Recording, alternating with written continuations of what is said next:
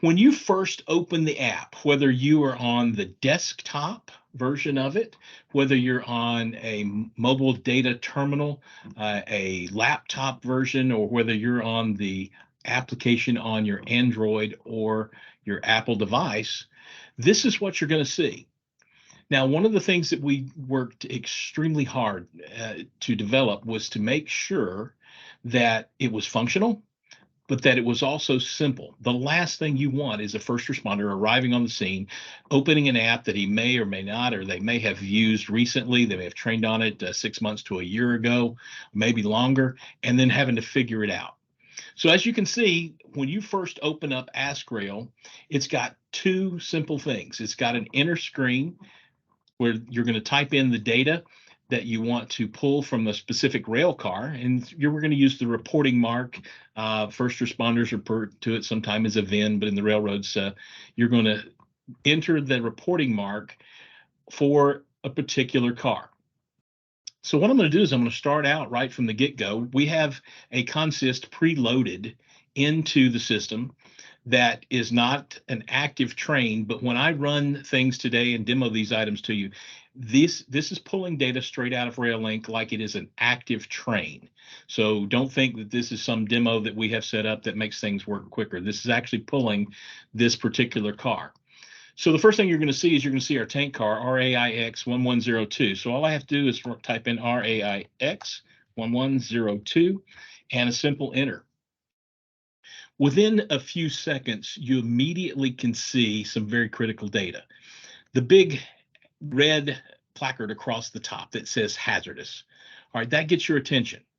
Hey, this particular car has something that's particularly dangerous. This was designed into the program to catch your attention immediately and draw it to the fact that you're dealing with something that involves hazardous materials. We also tried to make sure that you could have a clear understanding of what exactly you were looking at. Well, there's no better way than a picture. The picture shows a tank car. This particular tank car, we have information within just a few seconds showing that this tank car is loaded. If you scroll down slightly into the app, you can see that it has 203,000 pounds of product, and the product is petroleum crude oil. It's a class 3 flammable liquid. We also have the UN number that's associated with this, the UN 1267. And again, for optics purpose, so you don't have to search all over the place figuring out, we have the placard. This placard should be the same as is displayed on the car as it's moving down the track. Now, one of the problems that we could run into is that occasionally in a derailment scenario, these placards could be torn off. They could be damaged. They could be fire impinged and not able to be read. So what we have done is we've provided quick, easy, accessible information to show you that this is the placard that should be on that car. We also have some information down at the bottom of this first screen showing what railroad is currently in custody of that car. In this case, the railroad is RR. And here's the emergency phone number to reach out and contact that railroad. That's very important information because the first thing you want to do is make sure that the railroad, if they're not already aware, which I about guarantee they will be, but if they're not aware, you need to make sure that they're aware that you're on the scene of an incident, that the incident has tracks fouled, and make sure that they are already either responding to or that they're preparing to respond to support you in this rail incident. So now that we've got the first screen, we've able to take a quick look into the screen and we look at some of the information that's available. We want to take that next level. The first responders on the scene, they get there, they take their binoculars and they look from a safe distance and they say, okay, I've got placard number 1267. It's red. It's got a class 3 flammable marking on it. But what exactly do I need to do with this?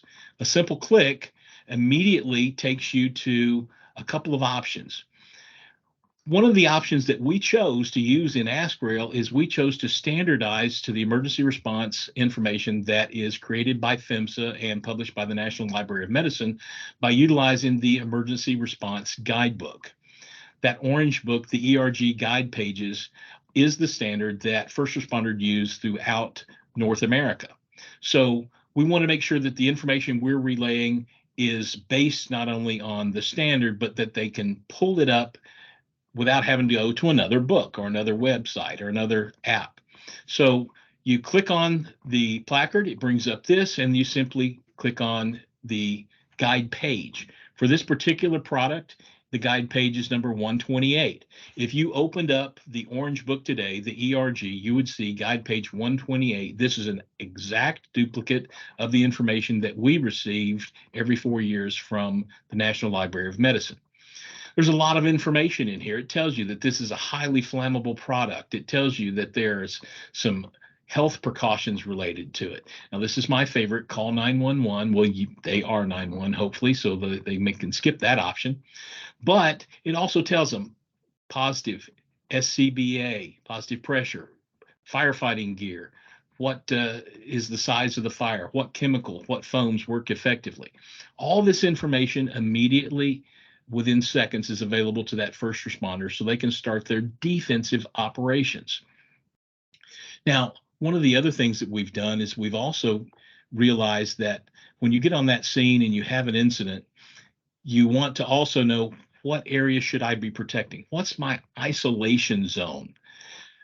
Same situation, you can either click on the placard or you can click on the UN number and get the same, takes you to the same field. And that information will take you to the ERG isolation zone map. Now, for today's purposes, it gives you a couple of quick questions that you do need to answer. What size spill is it? Well, this is a large spill today. It's daylight. It's a pretty sunshiny day where I'm at now here in Washington. And the product is on fire.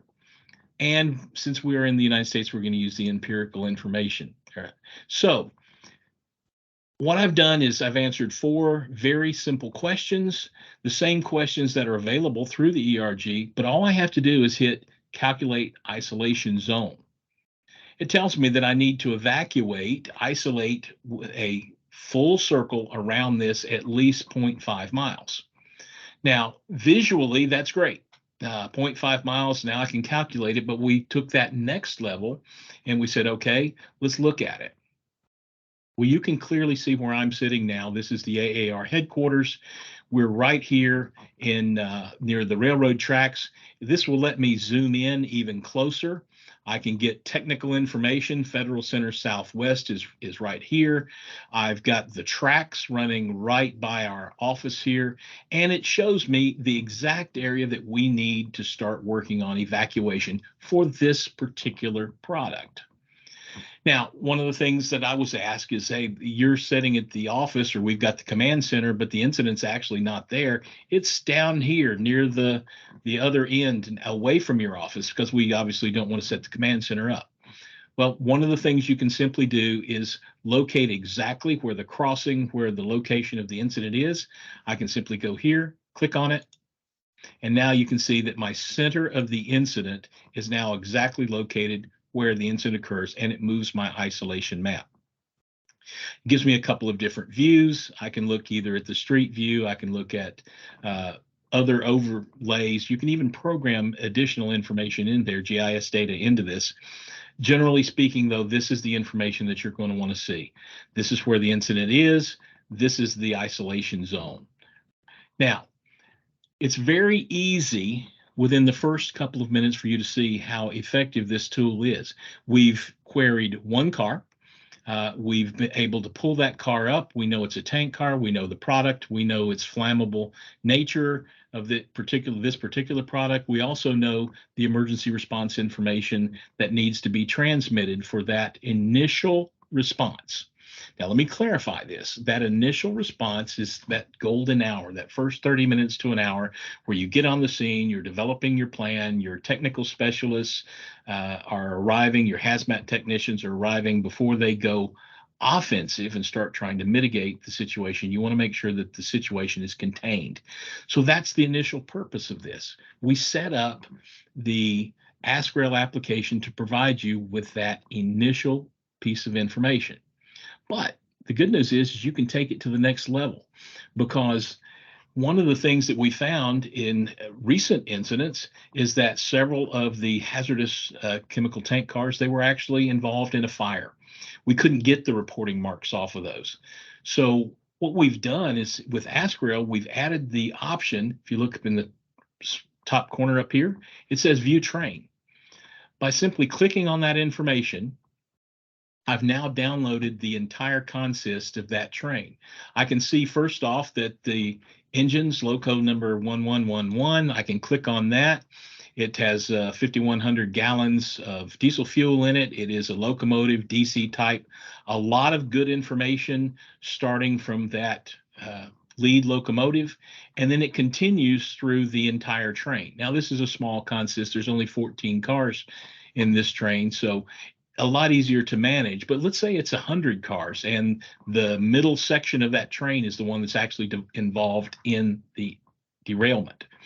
What we can do by utilizing AskRail is we can say, okay, we've figured out car number 10, 11, 12, and 13 are actually off the track. They're derailed, but these other cars are clear.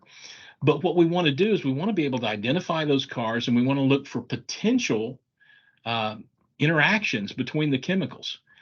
By simply pulling up this consist view, we're able to look into car number 9. Notice how the placard has now changed. This is molten sulfur. The same information is immediately available. We have the ERG data. We can pull up the isolation zone map, same set of questions, everything exactly like we were doing all the cars. Now we can start working toward our offensive capabilities. We can see all of the cars in the train that are listed. We can get good, clear definitions of what these cars are. Again, visual cues. This is an empty car. It's car number 8 in the consist. It's a hopper car. It contains nothing, which could be beneficial for our planning. But it's very important information.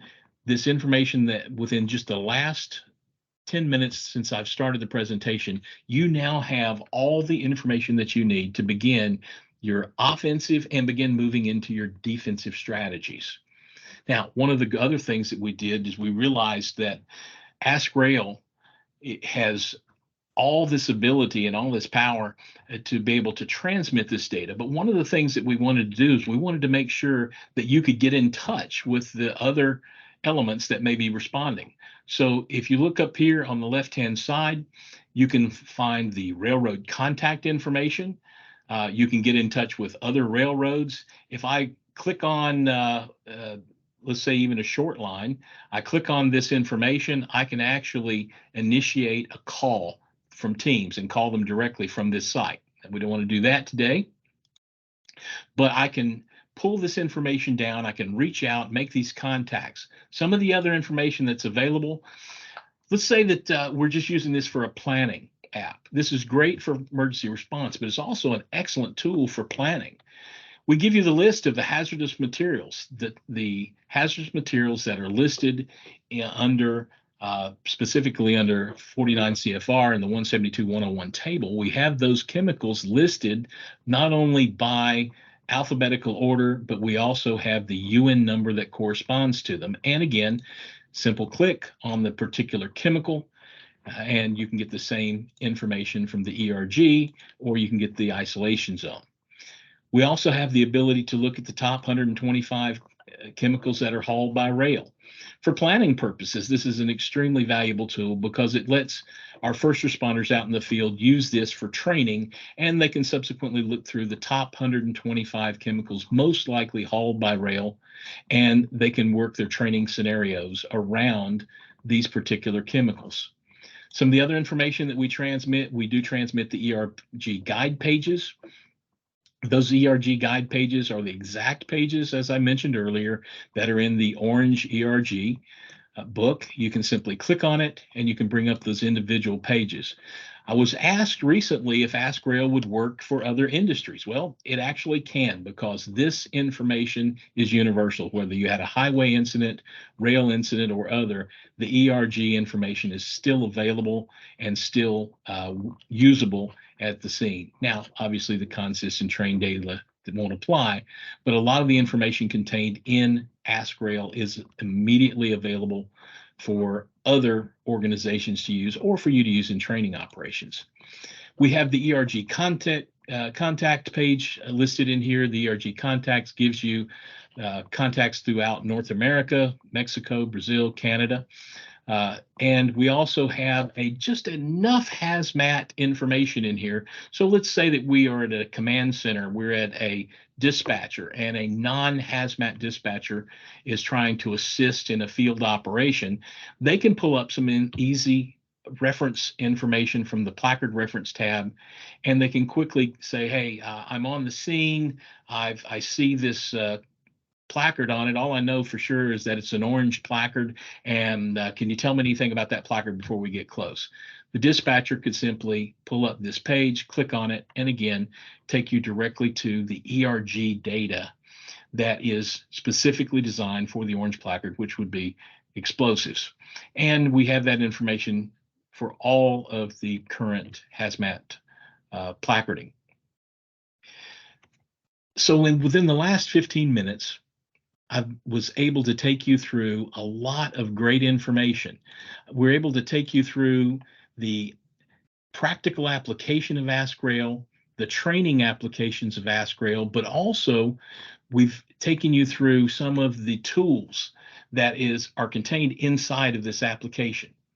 One of the things that we're trying to do is we're also trying to move this application from not just a handheld mobile phone device or a tablet device. We're wanting to move AskRail into the emergency communications centers. We want to be able to have that first responder get on the scene and doesn't necessarily have cellular communications, doesn't necessarily have an MDT, mobile data terminal in their fire truck, but still access this very valuable information. By putting it in the communication centers, one of the things that we hope to do is that engine pulls up on the scene, picks up the radio, and says, hey, I'm on the scene. I have rail car number RAIX 1102. It's flipped over on its side, it's leaking, and that dispatcher immediately has the same access and communicate that through their first responder network, whether it's transmit through the MDT, whether it's transmit over radio. This is a very powerful backup tool. It allows the first responders to be able to effectively have multiple layers, redundant systems. So when they get on the scene, they have options, they have opportunities. I specifically had a very small fire department reach out to me in Central Ohio recently. It was Springfield Township, not Springfield, Ohio. I didn't know there was a difference. Springfield Township simply said, "Hey, we don't have but 3 or 4 small fire departments that we support with our dispatch center, but we would like to use this app." Well, we did the same demo for this small organization, and I said, "Well, one of the really great things is that you can pull up the consist view, you can click on export." To CVS, you can download this data. So as you can see now on my screen, I now have the file downloaded, and I could send it by MDT out to, or I could email it out to the units in the field. Well, the chief of that operation said, well, we don't have MDTs, but what we can do is we can simply print this, put it in a police car, run it to the scene so it's in their hand. So as you can see, a lot of power, a lot of functional. This program works whether you're large department, whether you're volunteers. It's simple, it's easy, it's extremely effective. And one of the great things, this application is absolutely free. You can go and download it for most Android and Apple platforms. You can go to askrail.us and you can download the Emergency Communications Center version. It's very easy, it's supported, and our excellent team at RailLink is capable of providing you download support. So let's say you download it into a system, there's firewall issues, there's other things that would prevent it from being able to use effectively. Our support team at RailLink would get on with you, work with you, and we've worked with organizations as big as Chicago area down to the small Springfield township. So